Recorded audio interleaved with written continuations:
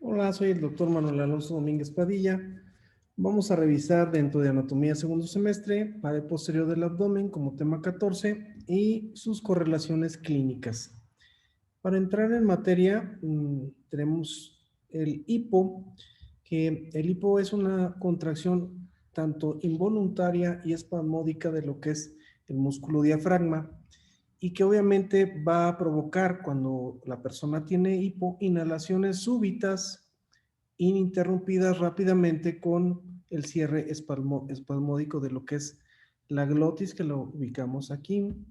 Y esto nos va a provocar, pues obviamente, una contracción del diafragma cuando la epiglotis se cierra y esto nos genera pues una sensación incómoda que es el hipo.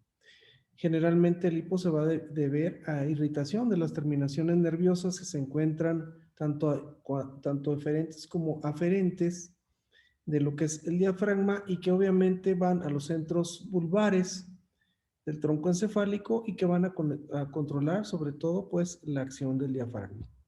Estas generalmente el hipo va a estar pues sobre todo se va a presentar por problemas de indigestión, por también irritaciones diafragmáticas, por alcoholismo, por lesiones a nivel cerebral, por lesiones torácicas o abdominales que van a irritar a lo que son los nervios frénicos. En cuanto a la sección del nervio frénico, generalmente este tipo de lesiones se dan por lesiones sobre todo ya sea por arma blanca, arma de fuego a nivel del cuello y que van a causar en ocasiones o también por una cirugía, pues pueden causarnos una parálisis completa y una posible atrofia de lo que es el lado pues del nervio frénico que está afectado. En este caso, si hay un nervio frénico accesorio, pues puede de alguna manera solventar la alteración o la desnervación, ¿verdad? Pero si no es así de que exista un nervio frénico accesorio, pues el paciente va a tener alteraciones importantes en lo que es la movilidad, sobre todo del hemidiafragma afectado. Entonces aquí tenemos una radiografía de tórax en donde podemos encontrar que el hemidiafragma derecho pues está perfectamente bien y funciona.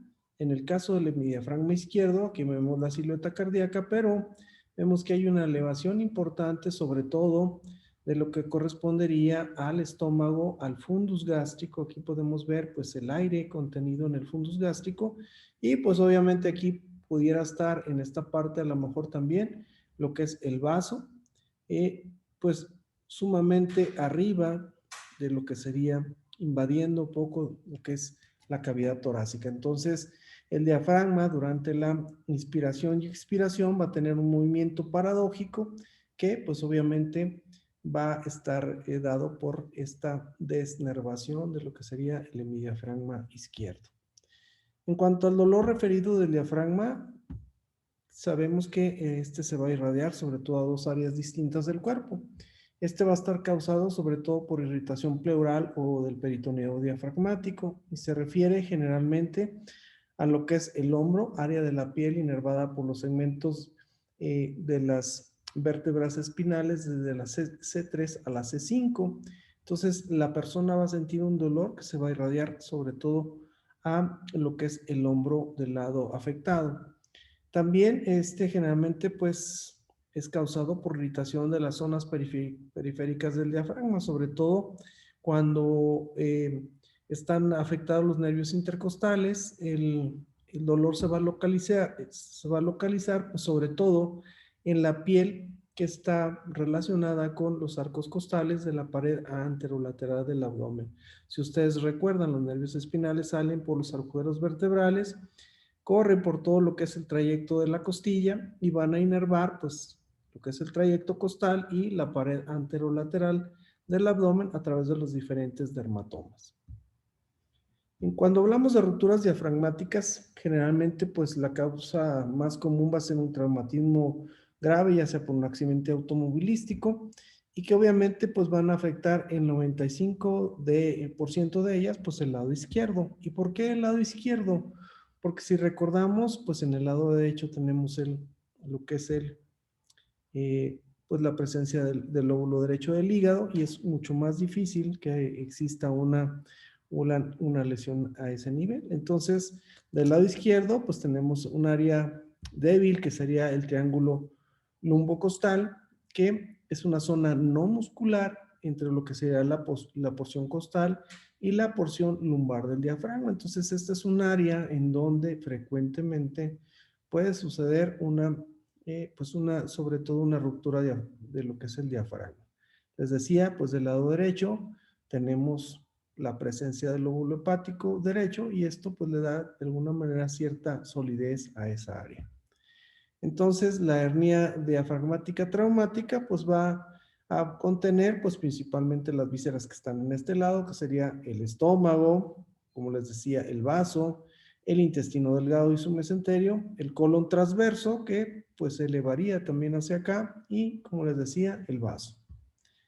En esta imagen anterior podemos ver pues el diafragma derecho, pues normal, aquí se ve por debajo pues el lóbulo derecho del hígado, la silueta cardíaca que está de alguna manera desplazada hacia el lado derecho de la línea media. ¿Por qué? Porque el diafragma está elevado por secundario pues a una ruptura diafragmática y aquí tenemos la presencia del estómago y presencia del colon transverso en lo que es el área torácica.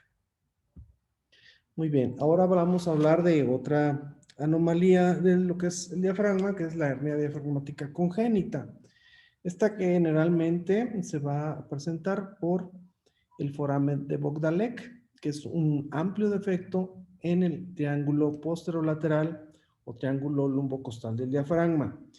Esta foramen de Bogdalek, como lo vemos aquí, pues este es un defecto amplio congénito y que afecta pues de 1 a 2 de 200 de 1 a 2 recién nacidos vivos de 200, ¿verdad? Entonces, pues es sobre todo se presenta en el lado izquierdo del diafragma, como les decía, por el antecedente del triángulo lumbocostal. Su causa, pues principalmente nos va a generar la presencia de vísceras en lo que es el tórax. También, aquí como es un defecto congénito, pues el pulmón del lado izquierdo no se va a alcanzar a desarrollar adecuadamente y nos va a dar una hipoplasia, es decir, una disminución en el crecimiento pulmonar. Y esto tiene una repercusión importante en la tasa de mortalidad. ¿Por qué? Porque los recién nacidos pues pueden tener un 76% de mortalidad si esto no se corrige de manera oportuna. Si se fijan aquí, tenemos mi diafragma derecho pues sin ningún problema, un hemitórax bien expandido, con un pulmón bien desarrollado, la presencia del lóbulo hepático por debajo del diafragma, la silueta cardíaca desplazada en la línea media y aquí vemos pues la presencia de vísceras en lo que es la cavidad torácica que ocupan pues prácticamente toda la cavidad y que nos dejan un pulmón hipoplásico. El absceso del psoas es generalmente pues se encuentra localizado en lo que es la vaina del músculo psoas. Aquí vemos un músculo psoas normal, este es el cuerpo vertebral, es el canal medular y aquí vemos el músculo psoas que está pues obviamente con la presencia de una gran cantidad de sangre extravasada y que obviamente esta se va a contener dentro de la vaina del músculo psoas y pues se va a formar con una especie de tubo en forma de calcetín. Este va a evacuar sobre todo en lo que es la parte superior del muslo. Las causas generalmente pues son por tuberculosis, sobre todo de la columna vertebral en niños, así como infecciones de mediastino y pues sobre todo serían las dos causas principales. En cuanto al dolor abdominal posterior, podemos decir que la prueba del ileozoas se va a realizar en pacientes que tienen alguna alteración que queremos descartar. Sobre todo se le pide al paciente que se recueste sobre el lado no afectado y extienda su muslo. Y obviamente contra resistencia, nosotros ponemos resistencia con nuestra mano para que le pedimos al paciente que mande su cuerpo hacia atrás, sobre todo su pierna, que la haga hacia atrás contra resistencia de nuestra mano. Y si esta si esta resistencia genera dolor, pues hablamos de un signo positivo o también un signo de músculo iliosoas positivo. Y esto pues es generado por la maniobra que nosotros estamos haciendo contra resistencia. Generalmente el músculo psoas pues tiene relación con otras estructuras, como habíamos visto, como habíamos revisado en lo que era la pared posterior del abdomen, pues desde los riñones, los ureteros, lo que es el ciego, el apéndice, lo que es el colon sigmoides, el páncreas, los nódulos linfáticos lumbares y los nervios de la pared posterior del abdomen. Entonces, pues un signo de psoas positivo pues nos permite de alguna manera integrar un diagnóstico en relación a los problemas que puedan estar afectando a la pared o al interior de la cavidad abdominal. En este caso, en el caso de una apendicitis aguda, pues podemos ver que esta maniobra va a generar dolor importante y un signo de iliosoas positivo. En cuanto a las pulsaciones de la aorta abdominal, pues la aorta, como saben, pues se encuentra localizada anterior a lo que es la columna vertebral, posterior a lo que es el páncreas y el estómago, y nosotros podemos palparla de manera bimanual, como vemos aquí en la imagen, pues tratando de ubicarla. Aquí vamos a sentir sus pulsaciones que generalmente pueden ser secundarias a tumoraciones. Y bueno, pues en estas podemos, por ejemplo, encontrar un aneurisma de la aorta abdominal, como lo vemos en esta parte. Esto es una dilatación que se va a localizar generalmente en la parte central y que pues va a ser secundaria a una debilidad ya sea congénita o adquirida de lo que es la pared de la propia aorta abdominal. Estas pulsaciones, realizando la exploración como veíamos en la imagen anterior, pues se van a traducir a nuestros dedos y vamos a poder palparlas, sobre todo ubicadas en la línea media, sobre todo en la parte izquierda. Cuando existe una ruptura aguda de un aneurisma de la aorta, pues esto puede causar dolor intenso, pero sobre todo una muerte inminente. La tasa de mortalidad de un aneurisma abdominal pues es del 90%, es muy raro que un paciente logre sobrevivir. Esta es la técnica con la que se realiza pues sobre todo la reparación a través de una endoprótesis. Se pinza la porción proximal y las porciones distales de las arterias ilíacas y se hace una incisión media, se coloca una endoprótesis y esta misma endoprótesis se vuelve a suturar en la parte media para dejarla fija a lo que es el interior de la aorta y cubierta con la propia pared de la aorta que estaba de alguna manera dilatada. Y esto nos da un muy buen resultado. Una vez que terminamos de hacer esto, despinzamos y el paciente vuelve a tener la circulación normal que normalmente tenía sin ningún problema. Bueno, vamos a hablar un poquito de las ecografías abdominales. Esta es una sección transversa a nivel de lo que es el tronco celíaco. Y aquí podemos ver estructuras importantes como la aorta, la vena cava, la vena hepática. La vena hepática. Aquí vemos también lo que es el hígado, la arteria hepática y lo que es el páncreas. Lo vemos acá, pues es la misma imagen. Aorta, vena cava, lo que sería la arteria hepática. Aquí por delante estaría el páncreas y aquí estaría el hígado. Esta es una sección transversa a nivel de lo que es el páncreas. Y pues bueno, aquí vemos lo que es el páncreas, aquí vemos lo que es la cabeza, el proceso fusiforme, la aorta, la vena cava, parte de lo que sería duodeno y el hígado.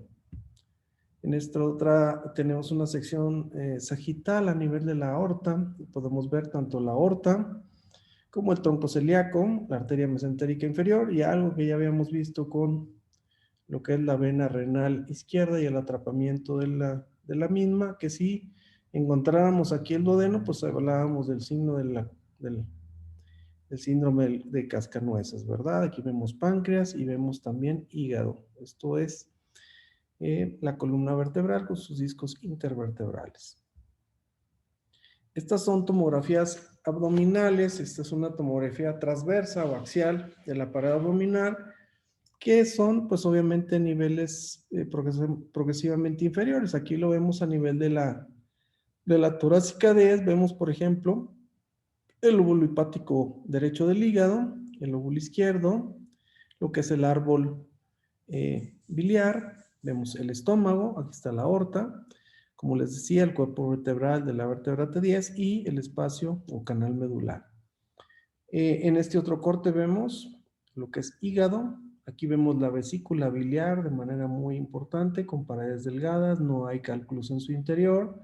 Aquí vemos lo que es el conducto cístico, aquí está la vena cava, aquí está la aorta, esto sería estómago, aquí tenemos el vaso, si se fijan, y aquí tenemos el riñón derecho. En este otro corte, pues es un corte más a nivel de la lumbar 1, ya vamos bajando, pues vemos el riñón derecho, el riñón izquierdo, la aorta, el cuerpo de la lumbar. Aquí vemos sobre todo el páncreas, esto sería estómago, esto de aquí es el vaso, y bueno, pues acá está el colon. En este otro corte, poco más abajo, bueno, ¿no? También a nivel de la lumbar 1, alguna otra cosa que no hayamos visto, pues sería aquí la vena esplénica y obviamente pues el páncreas y aquí el vaso. La vena esplénica iría pues hasta acá. Muy bien, este es un corte ya un poquito más abajo, a nivel de la lumbar 2. Y podemos ver pues sobre todo los riñones. Aquí vemos el ilio renal, el sistema excretor, sobre todo de la pelvecilla. Vemos aquí pues la aorta. Esto sería parte de lo que es cola del páncreas. Aquí se alcanza a ver algo de vaso. Esto es estómago. Esto es colon, colon. En esta otra pues seguimos viendo colon. El riñón, aquí ya vemos ya el sistema excretor, parte de lo que sería el uretero. Muy bien, esta resonancia magnética, que es otra alternativa que tenemos también, pues aquí vemos, por ejemplo, lo que es el lóbulo derecho, el lóbulo izquierdo, lo que es el árbol biliar. Aquí tendremos la aorta. Este sería, pues, obviamente el estómago. Y en esta parte encontramos lo que es el vaso. Esta es una sección a nivel de las vértebras lumbar 1 y lumbar 2 y más o menos a nivel del ilio renal. Si se fijan aquí, esta resonancia magnética nos permite ver tanto la parte de la corteza como la médula renal, la grasa perirrenal, como lo vemos aquí. Aquí vemos el hígado, el riñón del lado izquierdo, este es colon transverso y el páncreas. En este corte a nivel del lumbar 5, pues es ya muy abajo. Pues aquí vemos sobre todo asas intestinales y sobre todo aquí veríamos la vena cava inferior. Bueno, pues estas son algunas de las técnicas de diagnóstico por imagen que encontramos en el abdomen y que nos permiten sobre todo reforzar nuestro diagnóstico, por eso se llaman auxiliares de diagnóstico, nos permiten de alguna manera corroborar en lo que nosotros estamos pensando después de haber hecho una buena historia clínica, una buena revisión física del paciente y bueno, pues estos auxiliares de diagnóstico nos permiten pues corroborar lo que nosotros estamos pensando. Pues por su atención, muchas gracias y nos vemos en la próxima.